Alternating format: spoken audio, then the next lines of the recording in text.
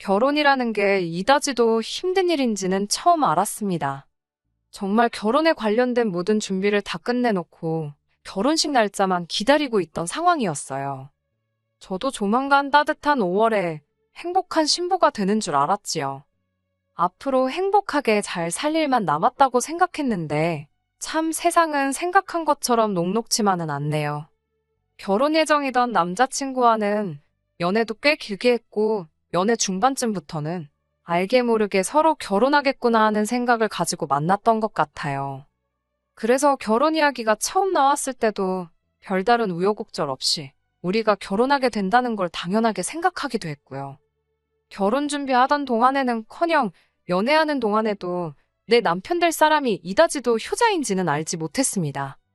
알았다면 결혼도 다시 생각해봤을 테고 이런 일도 겪지 않았을 텐데 싶네요. 그냥 넘어갈 일이 있고 짚고 넘어가야 할 것들이 있는데 그저 말 안 하면 어물쩍 넘어가려나 싶었나 봅니다. 결혼식 날짜까지 다 잡아놓고 아직도 마무리가 안 지어진 게 단 하나 있었는데 그게 신혼집 문제였어요. 남자친구는 중견기업을 다니고 있었고 직종도 요즘 일자리 구하기 좋은 수요가 많은 직장이라서 더 좋은 조건으로 이직의 기회도 열려있는 전망 좋은 사람이었습니다. 연봉도 또래에 비해서 꽤나 높은 편이었고요. 저 같은 경우에는 제 입으로 말하긴 그렇지만 제가 몸담고 있는 업계에서는 나름 소위들 말하는 방구 좀 낀다 하는 사람이에요. 제 자랑하는 것 같아서 쑥스럽지만 제가 대학교에 재학 중인 시절부터 시작한 일이 있는데 그때부터 반응도 좋았고 벌이도 좋았고 해서 아예 이걸 제 생업으로 삼고 하고 있습니다. 재택근무로 할 수 있는 프리랜서 일이고 그래도 이 바닥에서 대학생 때부터 꽤나 오랜 기간 일을 하고 있으니 이제는 제가 일거리를 찾지 않아도 개인적으로 의뢰가 들어오는 경우가 더 많아요. 남자친구보다 벌이는 조금 낮을 수도 있지만 그건 제약이 나름이기도 하고 집에서 근무하다 보니 그만큼 시간적으로 활용할 수 있는 부분이 많아서 나름 만족하며 지내고 있었습니다. 아무튼 결혼 이야기가 오가고부터 서로 얼마나 돈을 모았는지를 알려주게 되었는데 남자친구가 8,500 정도를 모아놓은 상태였고 저는 일한 기간도 길고 제 직업 특성상 출퇴근 없이 집에서 일을 하다 보니 딱히 돈 쓸 곳도 없어서 1억 정도가 모여있는 상황이었어요. 그래도 저희 또래 치고는 두 사람 다 꽤나 잘 모아놓은 거라는 생각이 들었는데 그래도 이 돈 가지고 서울에 어디 아파트 하나 구하기는 대출 없이 하늘의 별 따기나 마찬가지였어요. 아직 결혼 자금이 많이 모자란 상황이라는 생각이 들었고 저나 남자친구나 결혼하기에 나이가 너무 늦은 편은 아니었으니 차라리 돈을 좀 더 모을 때까지 결혼식을 뒤로 미루자는 이야기도 주고받았습니다. 그런데 남자친구 집 쪽에서 식을 빨리 진행했으면 좋겠다고 이야기를 해왔어요. 예비 시아버지 되실 분이셨던 남자친구 아버지가 올해 희망퇴직을 하기로 되어 있는데 퇴직하기 전에 식을 올렸으면 쉽다 하셨다더라고요. 거래처 사람들의 안 친한 동료 직원들부터 밑에 부하 직원들부터 해서 몇 명은 더 저희 결혼식에 얼굴을 비출 테니 그렇게 되면 축의금이 더 들어오지 않겠냐는 게 주된 이유였어요. 솔직히 그게 무슨 계산인가 싶었습니다. 당장 저희가 결혼을 미루려던 건 아직 준비가 다 되어 있지 않아서 모자란 준비를 하고 싶다는 뜻이었는데 남자친구 아버지가 무슨 직원 수가 5,000명이 넘는 그런 곳에서 일하는 것도 아니신데 말이에요. 기껏해야 많이 잡아도 회사 일로 관련된 사람들이 하객으로 온다 쳐도 그 수가 50명이 넘진 않았을 텐데 말입니다. 축의금 들어오는 거야 계산해보면 크겠지만 어차피 식대로 나가는 고정비 지출도 있잖아요. 그런 거 다 따지고 보면 대충 2, 300만 원 축의금으로 더 받자고 하는 건데 솔직히 당장 그 돈 때문에 저희가 대출을 크게 받아서 시작하는 게 이치에는 맞지 않는다는 생각이 들더라고요. 남자친구한테도 이건 맞지 않는 것 같다고 했고요. 남자친구가 알겠다고 하면서 얼마 뒤에 저희 결혼하게 되면 집에서 2억을 지원해 주기로 했다는 사실을 알려왔어요. 사람 마음이란 게 결혼식 날짜를 서두르라고 할 때는 원망스러웠는데 또 막상 저희 어려운 점을 해결해줄 해결책을 떡하니 들고 오니 그런 마음이 싹 사라졌었어요. 부모님도 몹시 결혼할 생각은 아니었지만 난데없이 2억이라는 엄청 큰 돈을 지원해 주신다니 숨통도 트이고 엄청 감사하기도 했지요. 친정 부모님께서도 그 이야기를 들으시더니 똑같은 금액은 해줄 능력이 안 되지만 1억 정도는 어떻게 마련해 주시겠다고 하셨어요. 난데없이 여유 자금도 많이 생기고 저희 부모님 부담스럽게 만든 것 같아 죄송스럽기는 했지만 그래도 그 정도 돈이면 서울에 대출 없이 집도 구하고 이왕이면 인테리어까지 싹 다 뜯어 고칠 수도 있겠구나 싶었습니다. 여유 자금이 생기니 강남 쪽이나 요즘 뜨는 지역의 신축 아파트에 들어가고 싶은 욕심도 생겼는데 그 정도의 돈이 생겼음에도 불구하고 저희가 가지고 있는 돈 이상을 대출로 더 받아야 하는 상황이었기에 이리저리 알아보다가 욕심부리지 말고 형편에 맞는 집을 구하기로 했습니다. 공부도 이만큼은 안 해봤다 싶을 정도로 열심히 발품손품 팔면서 알아봤어요. 그러다가 하나 마음에 드는 아파트를 찾게 되었어요. 주변에 마트라든지 인프라가 너무 잘 되어 있었어요. 단 하나 단점이 있다면 지하철역에서 거리가 좀 되는 위치기는 했는데 그 부분은 딱히 신경 쓸 바는 아니었습니다. 남자친구가 다니는 회사에서 가깝고 어차피 자차를 사용해서 출퇴근을 하니 딱히 대중교통이 중요해 보이지는 않았어요. 어쩌다 한번 이용하게 될 대중교통 때문에 그 집을 포기하기는 너무 아쉬운 지경이었습니다. 특히나 집에서 일하는 저에게는 서울 도심에서 전망도 좋고 일에 지친 제가 주변에 도보로 잠깐 머리 좀 식힐 수 있게 들어선 주변 환경은 무엇과도 비교할 수 없었거든요. 비교적 신축이기도 해서 딱히 많이 손볼 것도 없고 거기에 역세권도 아니다 보니 돈도 어느 정도 절약이 되겠더라고요. 저희가 가지고 있는 돈에서 혼수며 자동차의 집 고치는 비용까지 딱 끝내고도 조금 남을 정도로 말이지요. 그래서 남자친구와는 그 집으로 신혼집을 정하는 쪽으로 이야기를 끝내가고 있었습니다. 그런데 얼마 전 남자친구가 그 집은 아무래도 안 되겠다고 다른 집으로 알아보자는 말을 듣게 되었습니다. 여태까지 서로 의견 공유하면서 집도 어떻게 꾸며놓을지 정하고 있던 사람이 하루아침에 난데없이 그 집은 아니라고 하면서 다른 집을 알아보자니 어이가 없었어요. 이유나 들어보자고 물어봤더니 대중교통이 불편해서 안 좋을 것 같다고 하는 겁니다. 차 끌고 다니는 사람이 무슨 대중교통이냐 되물었더니 그것도 그거지만 일단 방이 2개밖에 안 돼서 싫다고 하더라고요. 방이 2개이긴 하지만 2방이 전부 엄청 넓게 뽑힌 집이거든요. 나머지 방 하나는 전망도 좋고 해서 집에서 일하는 제가 사무실 겸용 서재 같은 느낌도 해서 어차피 남자친구가 퇴근하고 오면 저도 아무리 재택근무라지만 일을 붙들고 있을 생각이 없으니 그 방에서 같이 여가도 즐기고 하기로 이야기가 되어 있었거든요. 침실이야 어차피 잠만 자는 곳이고 거기에 붙박이장 설치하고 화장대 놓고 해서 쓸 계획이었어요. 본인도 그렇게 하는 게 더 좋겠다고 동의했었고 말입니다. 그런데 대중교통 이야기랑 똑같이 이제 와서 그게 그 집을 사면 안 되는 이유라고 하면서 반대를 하고 나서니 저는 조금 어이가 없었지요. 그런데 그제서야 한다는 말이 방이 2개짜리 집은 너무 불편할 것 같다고 하면서 생각해보라고 앞으로 우리 사이에 아이도 태어나고 하면 어차피 나중에 또 이사를 가야 할 것이다. 뭐 그런 말을 하더라고요. 탁 트인 전망이며 모든 게 마음에 드는 집이었지만 남자친구 말도 일리가 있어서 아쉽지만 다른 집을 알아보기로 했어요.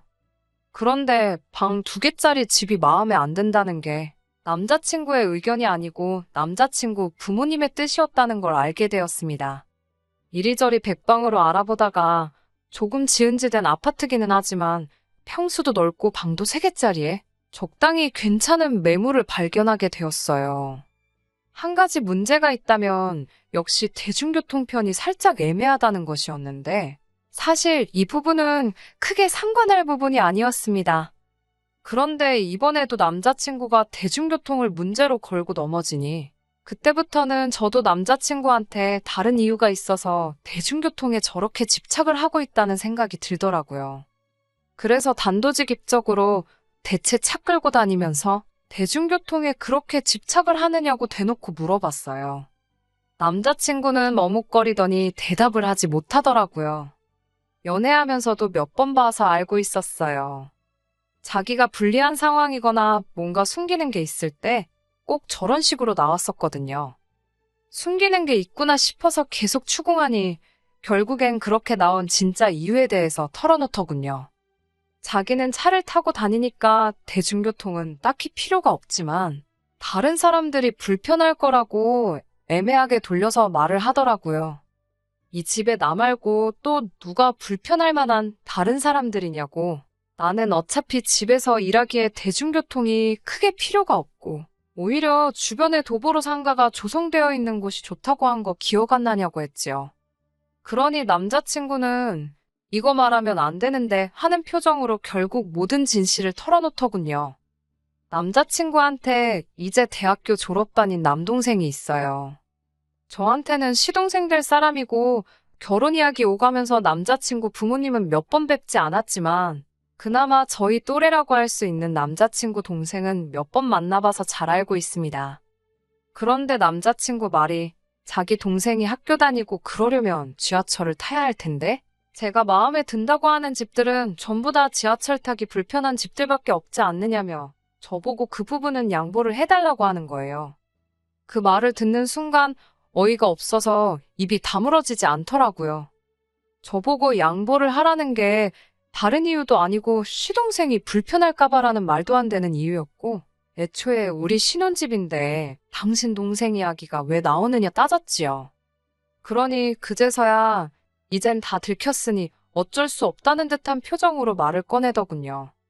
사실은 동생이 졸업하고 취직할 때까지 같이 한 집에 살게 되는 게 지원받기로 한 결혼자금 2억에 대한 조건이었다고요. 그게 무슨 말이나 되는 소리냐고. 그걸 조건으로 냈건 당신 부모님도 그렇고 그걸 좋다고 수락한 뒤에 나한테는 상해 한마디도 없이 숨기고 있던 너도 똑같다고 말했습니다. 그리고 그런 돈이면 받을 생각 없다고 당장 남자친구 어머니께 말씀드리러 가자고 해서 남자친구 집으로 향했지요. 그런데 남자친구 뻔뻔함은 남자친구 어머니에 비하면 세 발의 피조차도 되지 못했습니다. 처음에는 너무나도 당연하다는 듯이 저보고 너 돈 많냐고 물으시면서 돈 없다고 징징댈 땐 언제고 이제 와서 왜 준다는 돈도 안 받고 튕기고 있느냐고 나오더군요. 그러면 애초에 처음부터 저한테 제대로 설명해주지. 남자친구 동생을 덤으로 데려가는 조건을 숨겼느냐 따졌지요. 그러니 남자친구 어머니가 그대로 말을 받아치는 겁니다. 당신들이 저희한테 무슨 갓난쟁이 맡기는 것도 아니고 올해 졸업하는 둘째 통학하기 편하게 방 한 칸만 내달라는 건데 그게 어려운 부탁이냐 하시더군요. 어차피 밥 먹는데 숟가락 하나만 더 놓아주면 되는 거 아니냐고요. 거기에 제가 회사도 안 나가고 집에 있는다고 들었는데 그러면 둘째 뒷바라지도 제가 어머니인 당신보다 더 잘할 수 있겠다는 거예요. 제가 며느리니까 도련님 어려워하면서 밥도 굶기지 않을 테니 자기는 얼마나 마음이 놓이겠냐고 하는데 어이가 없어서 웃음도 안 나오더라고요. 저도 지지 않고 제가 집에서 노는 게 아니고 일을 하는 거라고 뭔가 단단히 착각하시는 것 같다고 한마디 했습니다. 그러니 남자친구 어머니가 한다는 말이 그런다고 제가 점심을 굶을 건 아니지 않냐면서 저보고 뭘 그렇게 비싸게 구냐시대요. 식가족 뒷바라지 하는 거 어차피 며느리가 할 일인데 거기에 돈까지 준다는데 마다할 이유가 뭐가 있냐면서 말입니다. 그 말을 들으니 애초에 결혼자금 지원해주는 거 안 받고 당신 아들하고 둘이서 알콩달콩 잘 살겠다가 아니라 이 결혼 뒤집어버리러 온 거라고 말을 먼저 했어야겠다는 생각이 들더라고요. 누가 제 발로 식모자리에 지원을 하겠냐고. 그리고 남자친구 동생도 제가 몇 번이나 만나봐서 아는데 장담컨대 절대 취직 못 할 거라고 한마디 해줬습니다. 까불거리고 부침성 좋은 성격이니 결혼하면 하루 이틀 재워주는 거야 하겠지만 저보고 아예 데리고 살라니요. 2억이라는 금액이 결코 적은 금액은 아니지만 혹덩이 떠넘기고 받아야 하는 돈이라면 제 쪽에서 거절한다고. 그리고 이 결혼도 그냥 없던 일로 하자고 하고 들고 일어났지요. 으름장 놓는 게 아니고 진심이라고 무슨 조건을 걸어와도 저는 더 결혼 생각이 없다고 했어요. 그러니 남자친구 어머니도 같이 언성을 높이면서 나도 너같이 시대가 어려운 줄 모르는 며느리는 받을 생각 없다면서 성질을 내더군요. 차라리 다행이었습니다. 저는 뒤늦게라도 반성해서 제 발목 잡고 늘어질까봐 걱정을 했거든요. 그래도 몇 년을 만나왔는데 헤어지는 건 한순간이더라고요. 그래도 제가 결혼 후에 처할 거를 생각하면 절대 아쉬움이 남거나 하진 않았습니다. 식장 예약해둔 거며 스드메며 전부 다 취소해버렸지요. 위약금이 조금 나와서 일단 제 돈으로 냈는데 생각해보니까 이 결혼이 누구 때문에 파국으로 치달은 건데 위약금을 제 돈으로 해결하나 싶었습니다. 그래서 당장 남자친구한테 전화를 걸었지요. 들어간 비용의 절반은 받아낼 계획이었는데 남자친구가 마침 연락잘 했다고 만나서 꼭 좀 해야 할 이야기가 있다며 한번 보자고 하더라고요. 무슨 이야기인지 궁금해서 그런 건 아니고 어차피 그 돈 받아내려면 직접 만나는 것만큼 좋은 방법이 없다 싶어서 자리에 나갔어요. 그랬더니 남자친구가 꺼내는 말이 참 어이가 없더군요. 엄마가 그러는데 하면서 말을 꺼내더라고요. 잘못했다고 빌면서 나와도 단칼에 잘라버릴 생각을 하고 있었는데 그런 일말에 고민할 가치도 없는 말을 꺼내더라고요. 사실 지원해주기로 했던 그 돈이 전부 대출이었다더라고요. 그런데 파혼을 하게 되면서 더 이상 그 대출금이 필요가 없게 되었잖아요. 그래서 그 돈을 일찍 갚아버리게 되면서 중도성환 수수료가 발생했는데 원금이 워낙에 크다 보니 수수료도 꽤나 나왔다고 합니다. 그런데 지네 엄마가 말하길 파혼의 원인이 저한테 있으니까 저한테 그 돈을 받아오랬다고 하는 겁니다. 저를 보자고 한 게 저한테 사과하려던 것도 아니었고 뭣도 아니었고 끝까지 구질구질한 모습 보여주러 나온 거였던 거예요. 일말의 기대조차 없었지만 이딴 사람들한테 제 돈을 찾으러 온 제가 다 바보 같더라고요. 정말 드라마에서나 보던 거였는데 저도 모르게 제 손이 마시고 있던 커피잔으로 향했고 남자친구 얼굴로 철썩 끼얹어 버렸습니다. 그때를 생각하면 아직도 가슴이 콩닥콩닥 벌벌 떨리네요. 남자친구한테 내가 마시던 게 아이스 커피라서 다행인 줄 알라고 했어요. 뜨거운 커피였어도 똑같이 부어버렸을 거라고요. 잘 생각해보라고. 파혼이 과연 나 때문인지, 너를 포함한 이기적이고 염치 없는 니네 가족들 때문인지요. 애초에 대출받아서 주는 거였으면 올해 희망퇴직하는 너네 아버지가 그 대출을 어떻게 갚았겠냐고. 안 봐도 네가 갚게 될 돈이었다는 게 뻔한 거 아니냐고 했지요. 그 말을 들으니 남자친구도 뭔가 깨달았는지 엄청 복잡해 보이는 표정을 하고 아무 말도 못하고 있더군요. 정신 차리라고.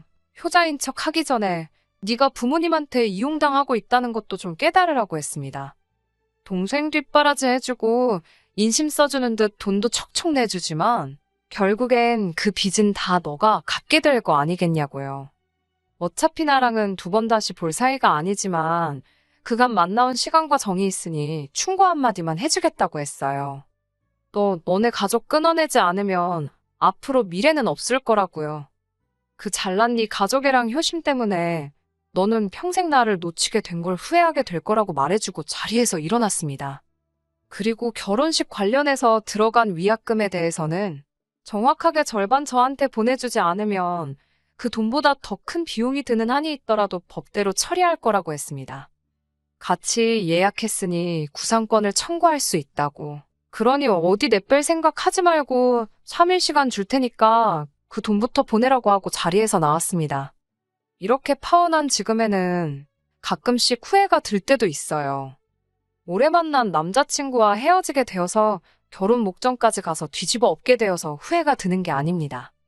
제가 아무래도 일찍부터 일을 시작했고 그 일이 회사에 나가 사회생활 하면서 하는 게 아니라 집에서 하는 일이다 보니 사회생활 경험이 너무 부족해 사람 보는 눈이 없었던 부분에 대해서요. 혼자서 일하는 것도 잘 벌리긴 하지만 저도 저대로 진짜 사회를 경험해보기 위해서 요즘은 제가 다닐 수 있는 회사를 알아보고 있어요. 파혼은 파혼대로 하게 되었지만 그 부분은 후회가 남지 않습니다. 오히려 내 돈 내고 부모님 없는 돈까지 끌어와서 시댁 식구들 뒷바라지 해주는 신무살이를 하러 제 발로 들어갈 뻔한 걸 말았으니 말이에요. 당장은 다른 사람을 만나보고 싶은 생각도 들겠지만 좀 더 사회생활 하며 직접 경험해보고 사람 보는 눈도 좀 키워간 뒤에 다음을 생각해봐야 할 것 같습니다. 끝까지 들어주셔서 감사합니다. 오늘의 사연은 여기까지입니다. 구독과 좋아요, 알람 설정 부탁드리고 더 좋은 사연으로 다시 찾아뵙겠습니다. 감사합니다.